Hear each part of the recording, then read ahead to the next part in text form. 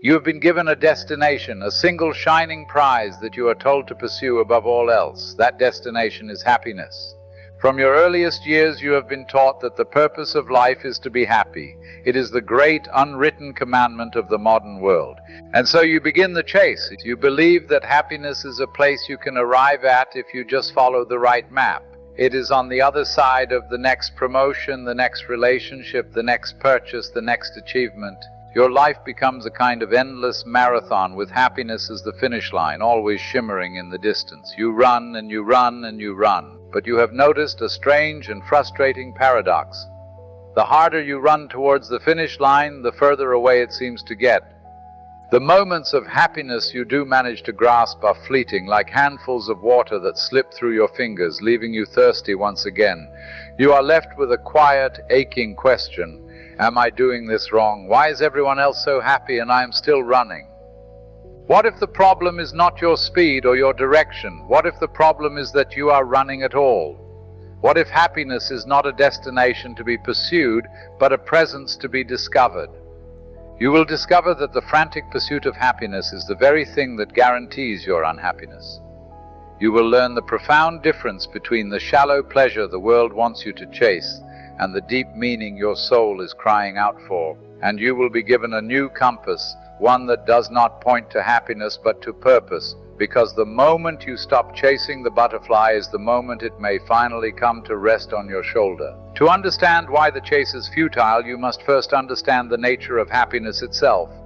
The happiness you have been taught to pursue is an emotion. It is a feeling of pleasure, of comfort, of excitement, and like all emotions, it is a temporary weather pattern in the sky of your consciousness. You cannot command the sun to shine forever. You cannot demand that the clouds never appear. To do so is to declare a war on nature itself. The pursuit of perpetual happiness is a war on your own human nature. It is a demand that your inner world be a land of endless summer, a place with no winter, no storms, no cleansing rain. It is an impossible and therefore a deeply frustrating demand. Happiness is a butterfly.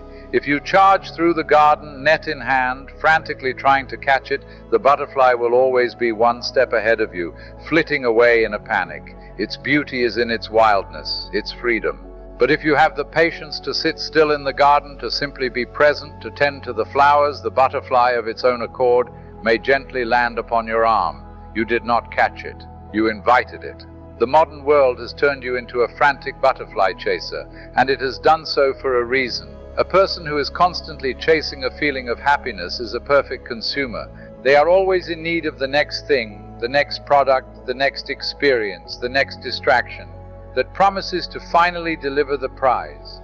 A person who is content, a person who finds peace in their own being, is a threat to a system that runs on perpetual manufactured desire.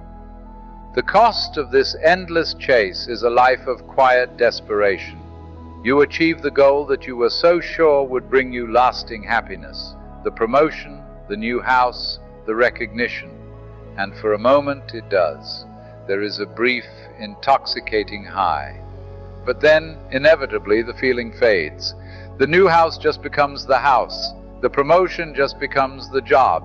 And you are left in the same place as before, with a hollow feeling in your chest, now looking for the next finish line, the next butterfly to chase. This is the hollow victory, but there is a deeper, more profound cost. The exclusive pursuit of happiness is an act of self-mutilation. It is an attempt to live a half-life. Imagine you owned a vast, beautiful house, but you decided you would only ever live in the rooms where the sun was shining. You would rush from the sunrise in the east-facing kitchen to the midday sun in the south-facing library to the sunset in the west-facing porch. You would live in a state of frantic anxiety, always running from the approaching shadows. And you would never enter the other half of your own home. You would never know the quiet, cool peace of the north-facing study, the deep, restorative darkness of the bedroom at night. You would be a stranger to half of your own existence. When you chase only happiness, you are doing this to your own soul. You are trying to live only in the sunny emotions, joy, excitement, peace. And you are declaring war on the other half of your own being, your sadness, your anger, your grief, your fear. You are running from your own shadows. This creates a fragile, inauthentic, and deeply anxious self, one that is terrified of the inevitable night. This fear of the shadow, this fear of any negative emotion, leads to a life of anesthesia. You are no longer just chasing happiness, you are actively running from unhappiness. And this leads to the world of endless distraction. You have become like a person living in a house where a fire alarm is blaring. The alarm is a signal that something is wrong, something needs your attention. It is the feeling of meaninglessness, the pain of an unlived life. Instead of finding the source of the fire, you do everything you can to drown out the sound of the alarm. You turn up the television, you put on headphones, you fill the house with loud, distracting noise. The scrolling, the binging, the endless pursuit of entertainment, this is your noise. It is a sophisticated strategy to avoid the terrifying silent truth that your own house is on fire.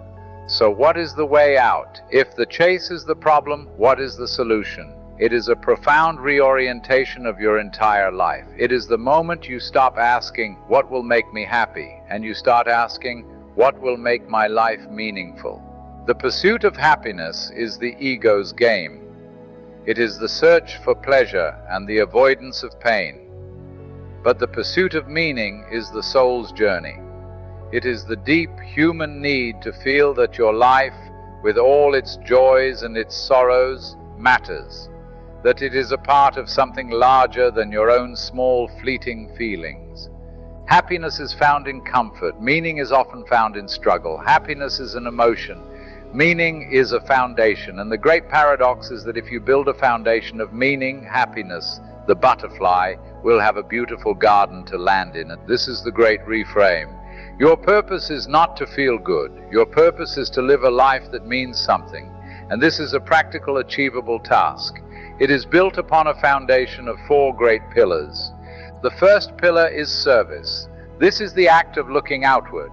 It is the discovery that your life finds its deepest meaning when it is given away in the service of something larger than yourself. This does not mean you must save the world. It can be small. It can be local. It can be the act of raising a child with presence, of caring for a sick parent with compassion, of mastering a craft that brings beauty or utility to others, of volunteering in your community. You are like a single anonymous brick. By yourself you may feel small, insignificant, but when you find your place in the wall of a great cathedral, you are no longer just a brick. You are part of something magnificent, something that will stand for 1,000 years. Your individual existence has been given a transcendent purpose. Service is the act of finding your place in the wall of a cathedral that you believe in. The second pillar is craft. This is the act of looking inward at a chosen task. It is the deep, focused, and disciplined pursuit of a skill. It could be woodworking, writing, coding, gardening, playing an instrument. The specific craft does not matter. What matters is the devotion. Think of a master woodworker in his workshop. His joy is not just in the finished chair.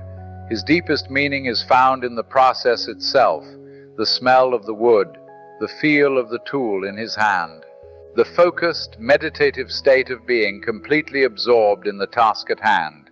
In these moments, the noisy, anxious ego disappears. There is only the wood, the tool, and the quiet, present creator. This is a state of flow.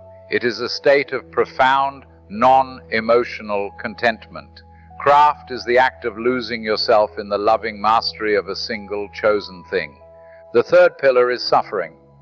This is the most difficult and most profound pillar of all. It is the act of looking inward at your own unavoidable pain. The modern world tells you that suffering is a sign that something is wrong with your life. But a meaningful life is not a life without suffering. It is a life where you have found a way to make your suffering mean something. This is the alchemical task. It is the act of transforming the lead of your pain into the gold of your wisdom. You are the alchemist. Your wounds, your heartbreaks, your failures. This is your lead. You do not discard it. You place it in the fire of your conscious, compassionate attention. You ask the question, what did this pain make of me? What strength was born in this fire? What compassion for others did this wound open in me? You are not defined by the fact that you suffered. You are defined by the meaning you consciously create from that suffering. The fourth pillar is connection. This is the act of looking between. It is the deep, authentic, and vulnerable connection with other human beings. It is the love you cultivate with your family, the loyalty you share with your true friends, the community you build.